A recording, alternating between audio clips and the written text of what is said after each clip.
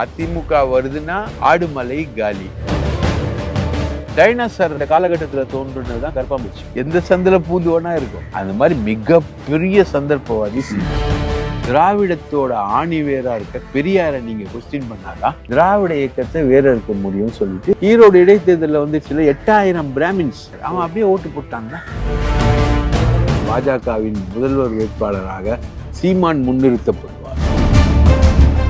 அந்த பாமக அவங்கள பத்தி பெருசா யாரும் பேசுறது இல்லை. அவங்கள சாவடிச்சது யாருன்னா பாஜக. ஒரே ஒரு கேஸ், ராமதாஸ் ஏடிஎம்கேயோட போகணும்னு நினைக்கிறாரு. அன்புமணி நான் ஜெயிலுக்கு போகணுமான்னு கேட்குறாங்க. இவர் 6 தலைவர்களோட போய் எடப்பாடியை பார்க்கும்போது எடப்பாடி சொன்னது என்ன பதில் தெரியுமா? டென்ஷன் ஆயிட்டாரு சிவி சார். நாங்க தானே உன்னை உருவாக்கணும், எவ்வளவு திமிரியா அவனுங்க அப்படின்னு எதிரும்போது நத்தம் விஸ்வநாதன்லாம் கையை பிடிச்சிட்டாங்க. அடுத்த தேர்தலில் ஏடிஎம்கே ஜெயிக்கலன்னா ஏடிஎம்கே குறைந்த விலை நிறைந்த தரம், தங்கள் தேவைகள் அனைத்தும் ஒரே இடத்தில். ஜெயச்சந்திரன். தீபஜோதியில் இல்லங்களிலும் உள்ளங்களிலும் பவித்ரம் பரவட்டும்.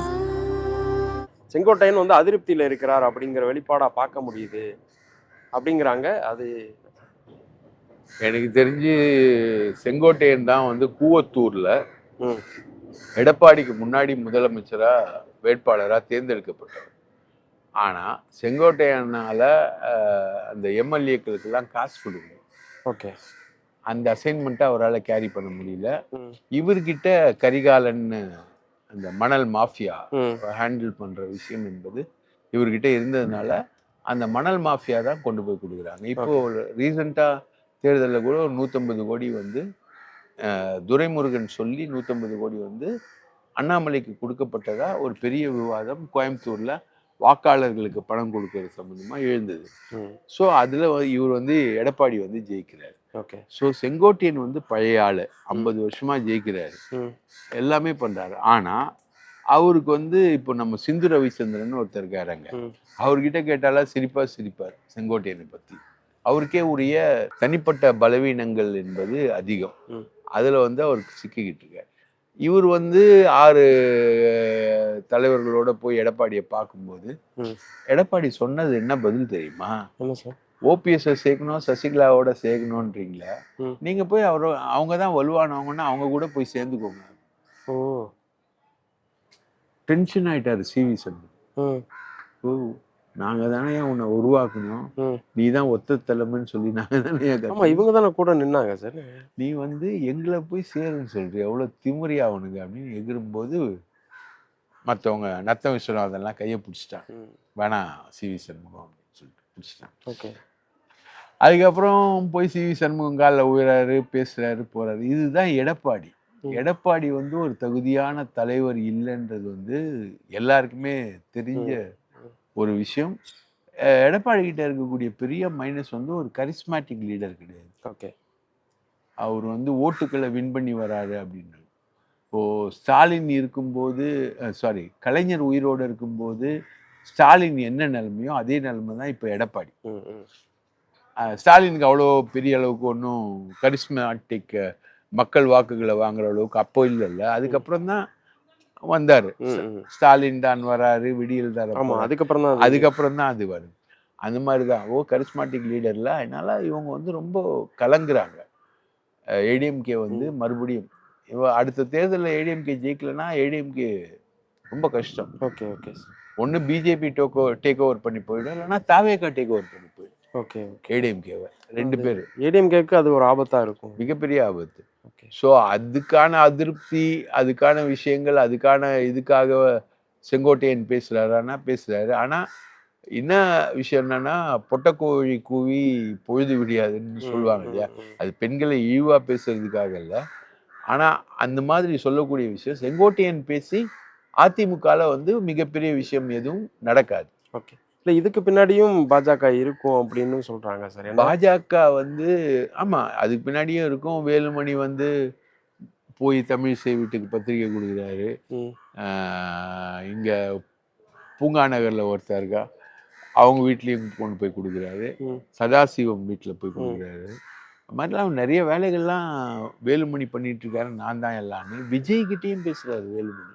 ஓ, விஜய் கிட்ட வேலுமணியும் கேபி கந்தன் சொல்லிட்டு அங்கே பனையூர்ல பக்கத்து வீடு இருக்கு. ஓகே. அதிமுகவுடைய மாவட்ட அவரும் போய் பேசிக்கிட்டு ஓ. இந்த பேச்சுவார்த்தையில் எல்லா இடத்துலையும் வேலுமணிலாம் இருக்காங்க. Okay okay. ஸோ இதுக்கு பின்னாடியும் பாஜக இருக்கானா இருக்கு. பாஜக வந்து எப்பவுமே ட்ரையல் அண்ட் எரர், எல்லாத்தையும் ட்ரை பண்ணும். ஆர்எஸ்எஸ் வந்து எல்லாத்தையும் ட்ரை பண்ணும். அது ரஜினிகாந்தாலும் ட்ரை பண்ணும், விஜய்னாலும் ட்ரை பண்ணும், நாளைக்கு வேற யாராவது வந்தா கூட ட்ரை பண்ணும். Okay. Trial and error. So பின்னாடி பாஜக இருக்கு. ஸோ இந்த டிஸ்டர்பன்சஸுமே வந்து எப்படி போகுது அப்படின்றதான். இப்போ திடீர்னு எடப்பாடி வந்து டெல்லியில பாஜக வந்து பெருவெற்றி பெற்றது, பாஜகவை மக்கள் ஏற்கிறார்கள், இந்தியா கூட்டணி சிதறுண்டு போயிருக்கிறது, இந்தியா கூட்டணியை மக்கள் ஏற்கவில்லைன்னு ஒரு ஸ்டேட்மெண்ட் கொடுக்குறாரு. அப்போ அவர் எந்த அடிப்படையில் கொடுக்குறாரு? ஓகே. அந்த மாதிரி நிறைய விஷயங்கள் இருக்கு தம்பி. இதெல்லாமே இந்த 1.5 வருஷத்துல எப்படி ப்ராபபிள் ஆகுது. ஓகே. அதை பொறுத்து தான். சார், இப்போ அண்ணாமலை அடுத்த தலைவராக இன்னும் யாரையும் அறிவிக்கல சார். அண்ணாமலைக்கு என்ன எதிர்காலம் சார் பாஜக? அதிமுக கூட்டணி வருதுன்னா அண்ணாமலை இருக்க மாட்டாரு. ஓ, இவங்க வந்து அவங்க கூட சேர்ந்தா இருக்க மாட்டார். இருக்க மாட்டார். வரலன்னா இருப்பார். ஆனா தலைமை வந்து பாஜக வந்து அதிமுக கூட சேரணுங்கிறதானே விருப்பமா இருக்கு. பெரிய இன்டென்ஷனே அதானே. ஓகே. சமீபத்தில் கூட எடப்பாடி மகன் போயிட்டு அமித்ஷாவை சந்திச்சான்னு ஒரு ரூமர் வந்துச்சு. அப்படி ஒன்று இருந்ததுன்னா டைரக்டாவே அலைன்ஸ் முடிஞ்சிருமே அப்படின்னு தான் பதில் வந்தது அதிமுக சைடில். ஓகே.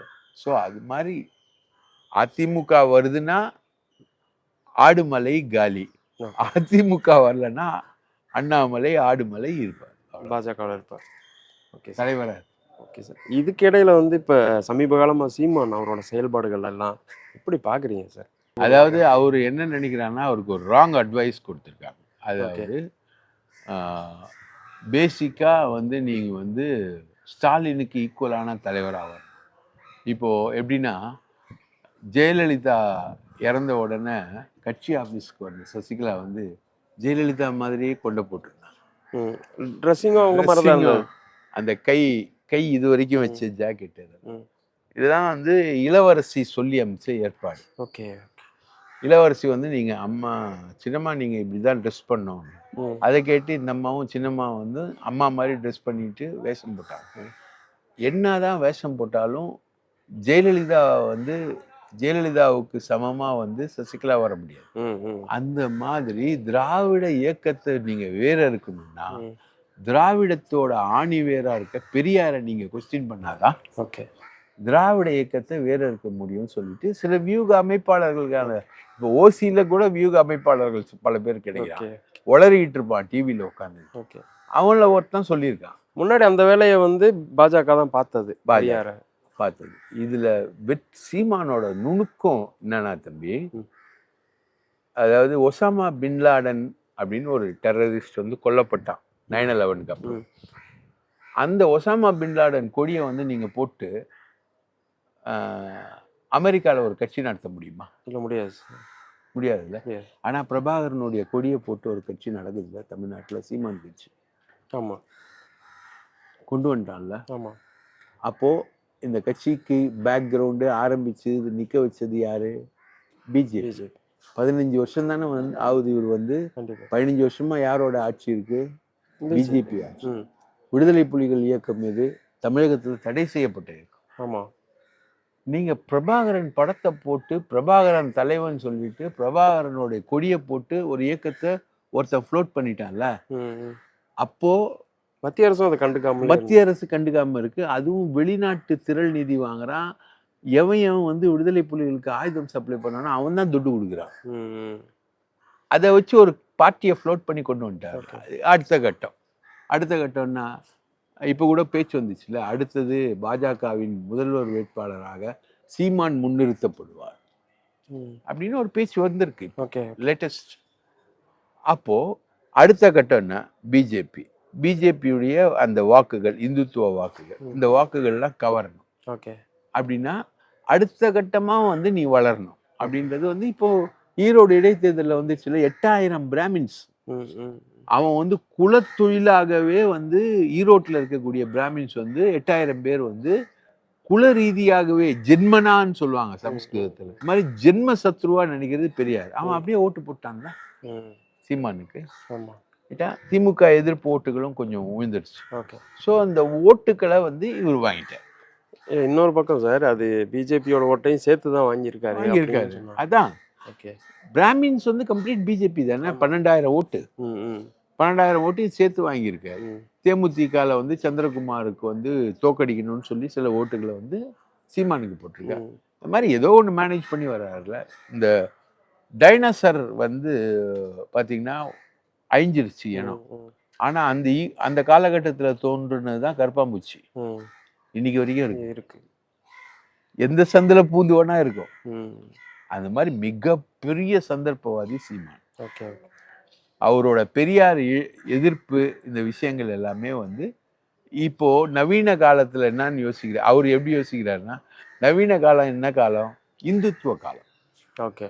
இப்போ ட்ரெண்ட். இப்போ ட்ரெண்ட் ஆல் இந்தியா லெவல்ல இது இந்துத்துவம். ஓகே. ரைட்டா? அதோட ரா ஃபுட்டேஜ் எது? பெரியார் எதிர்ப்பு. ஓகே. அதை நம்ம கையில் எடுப்போம். ஓகே. ஏன்னா நேற்று கூட அதை சொல்லியிருக்காரு சார். பெரியாரை ஏற்றுக்கொள்ளும் தம்பிகள் வந்து என்னை விட்டு விலகி செல்லலாம் அப்படின்னு சொல்லியிருக்காரு. சொல்றேன், விலகி செல்லலாம். விலகி அது இன்னொன்று பெரிய டிஸ்அட்வான்டேஜ் என்னன்னா, தாவேகா வந்து கம்ப்ளீட்டா சீமானோட பேஸ் அரிச்சிடுது. இளைஞர்கள் திமுகவை அதிமுகவை விரும்பாத இளைஞர்களோட பேஸ் இருக்குல்ல, அது தாவேகாக்கு வந்துடுச்சு. தாவேகா வந்து முழுக்க முழுக்க சீமான அரிச்சிருச்சு. காணாம போயிடுவார். இவர் என்ன நினைச்சாரு, பெரியாரை எடுக்கிறதுக்கு முன்னாடி இவர் வந்து போய் கெஞ்சிக்கிட்டு இருந்தது விஜய் கிட்ட. ஆமா, தம்பி தம்பி தம்பி தம்பி நிறைய அப்படிதான் பேசிட்டு இருந்தாரு. தம்பி எட்டி வச்ச உடனே இவர் காணாம போறார். அது மாதிரி இவருடைய விஷயங்கள் என்பது இந்த அளவில் தான். மிக கருப்பாம்பூச்சி மாதிரி ஒரு சர்வைவல் தான். எந்த சூழ்நிலைக்குள்ளேயும் சர்வைவ் ஆகக்கூடிய ஒரு தன்மை. ஓகே. அன்னைக்கு காலகட்டத்தில் கிட்டத்தட்ட ஒரு 10 வருஷத்துக்கு முன்னாடி வரைக்கும் சார் மிகப்பெரிய கட்சியாக பார்க்கப்பட்டது வந்து பாமக சார். ரேஸ்ன்னு பார்த்தோன்னே இப்போ அதிமுக பேசுகிறோம், டிவிகே பேசுகிறோம், திமுக பேசுகிறோம். ஆனால் இந்த பாமக அவங்கள பற்றி பெருசாக யாரும் பேசுறது இல்லை. அவங்க இப்போ என்ன மைண்ட் செட்டில் இருக்காங்க சார்? பாமகன்றது உருவானது வந்து கலைஞர் தாங்க காரணம். அந்த இடஒதுக்கீடு வந்து வன்னியர்களுக்கு மிகவும் பிற்படுத்தப்பட்டவர்களுக்கு 20% இடஒதுக்கீடு கொடுக்கும்போது எம்ஜிஆர் வந்து அந்த டிமாண்டை இக்னோர் பண்ணார். வேணான்ட்டு இக்னோர் பண்ணார். 100 பேர்ல ஒருத்தனாக தான் ராமதாஸை கூப்பிட்டு உட்கார வச்சு பேசினார். ஆனால் இவர் வந்து இது வன்னியர்கள் அதிகம் இருக்கக்கூடிய கட்சி வந்து திமுக. துரைமுருகன், நெல்லிக்குப்பம் கிருஷ்ணமூர்த்தி, வீரபாண்டி ஆறுமுகம் எல்லாமே வன்னியர்கள் நிறைய இருக்கக்கூடிய கட்சி. அதனால அவங்க வந்து அந்த இடஒதுக்கீடை கொடுக்கும்போது அந்த இடஒதுக்கீடு போராட்டத்தால் பலனடைஞ்சு அதை அரசியலாக்கி கொண்டு வந்தவங்க ராமதாஸ். இப்போ வந்து அவங்கள சாவடிச்சது யாருன்னா பாஜக.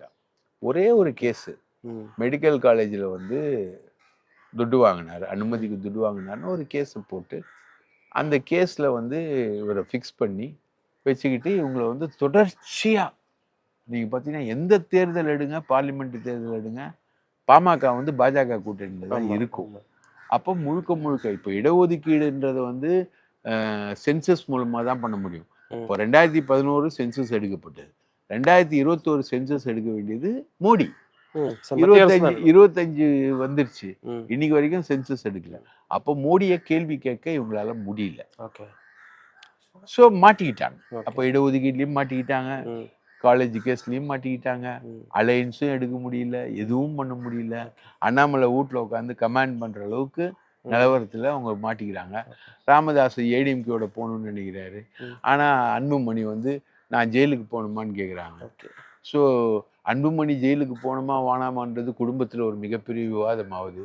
குடும்பத்துக்குள்ளே வந்து அன்புமணிக்கு போட்டியாக ஒருத்தரை கொண்டு வர்றதுக்கு ராமதாஸ் விரும்புகிறாரு. அதை அன்புமணி வந்து மேடையிலேயே பொதுக்குழு மேடையிலேயே எதிர்க்கிறாரு. அங்கே வந்து தகராறு ஆகுது, குடும்பத்துக்குள்ளேயே தகராறு ஆகுது. ஸோ வந்து பாமக வந்து இதை தாண்டி மேலே வரணும் அப்படின்றது வந்து அதுக்கு ரொம்ப கஷ்டமான ஒரு விஷயம். மெல்ல தேஞ்சிக்கிட்டு தான் இருக்கு. இப்போ மாமல்லபுரத்தில் ஒரு மாநாடு நடத்துறதுக்கு தீர்மானம் பண்ணியிருக்காங்க. அந்த மாநாடுகளில் வந்து பெரிய கலவரத்தை உருவாக்கவும் தீர்மானம் பண்ணியிருக்காங்க. அதெல்லாம் வந்து நடக்காது. நெய்வேலி பிரச்சனையிலேயே ஒரு பெரிய கலவரத்தை உருவாக்கணும்னு தான் ட்ரை பண்ணாங்க. அதை மாநில அரசு முறியடிச்சு. அந்த மாதிரி இவங்களால இனிமேல் போட்டு வந்து எழுந்து வேகமாக பழைய சிங்கம் இல்லை இது. இப்போ அது வேற மாதிரி போய் ஒரு சிங்கமா மாறி போச்சு. அதை வார்த்தைகளில் சொல்ல விரும்பல நான்.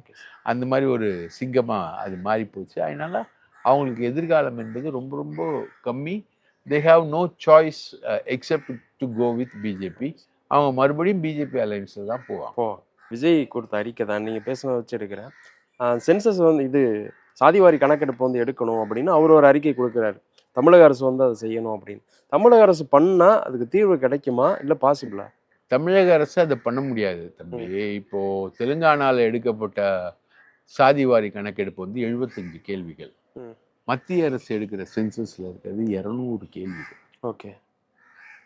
நீங்க என்ன சாதி, நீங்க எப்படி இருக்கீங்க, 2011 எடுக்கப்பட்ட கணக்கெடுப்பு தான் தெலுங்கானா சென்சஸ்ல ரிப்பீட் ஆயிருக்கு. மறுபடியும் நீங்க ஒரு சர்வே எடுக்கிறீங்க, கணக்கெடுப்பு எடுத்தாலும் அந்த கணக்கெடுப்பை வச்சு ஒன்றும் பண்ண முடியாது. பீகார்ல இடஒதுக்கீடு, அதை வச்சு ஒன்றும் பண்ண முடியல.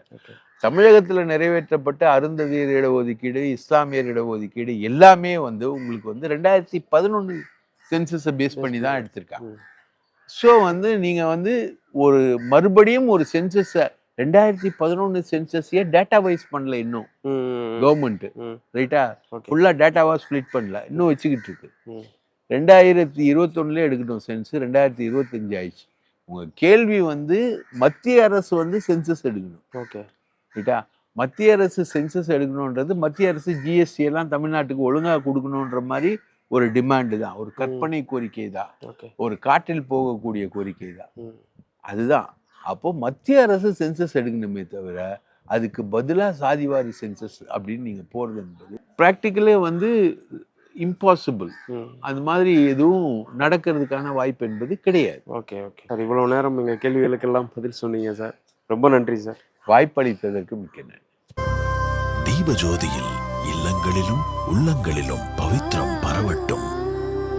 குறைந்த விலை, நிறைந்த தரம், தங்கள் தேவைகள் அனைத்தும் ஒரே இடத்தில். ஜெயச்சந்திரன்.